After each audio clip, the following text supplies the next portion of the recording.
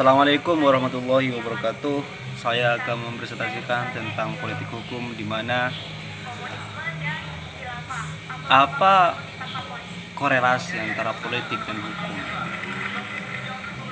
Menurut Mahfud MD, determinasi antara politik dan hukum itu ada tiga. Yang pertama, politik dipengaruhi oleh hukum.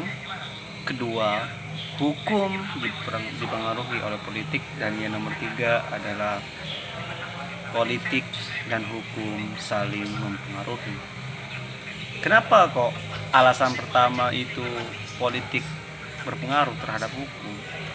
Karena tidak lepas jika hukum itu definisi terhadap undang-undang, maka tidak lain adalah produk politik atau pengaruh dari politik, di mana pembentukan hukum berupa undang-undang itu atas hasil kontestasi politik. Yang kedua yaitu apa? Hukum dipengaruhi oleh politik dipengaruhi oleh hukum.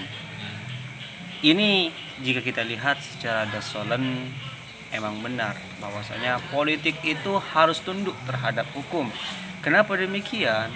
Karena jika dilihat dalam konteks Indonesia yang menganut supremasi hukum atau kedudukan hukum adalah tertinggi, maka semua di bawahnya harus tunduk terhadap hukum. Yang nomor tiga yaitu politik dan hukum saling mempengaruhi.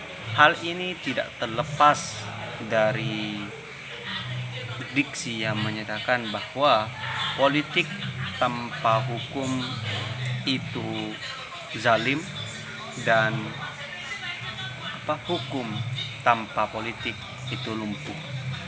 Di mana hal ini adalah kebenaran jika dilihat dari perspektif yang berbeda. Karena sesuatu yang bersifat ilmiah itu kebenarannya relatif. Artinya apa?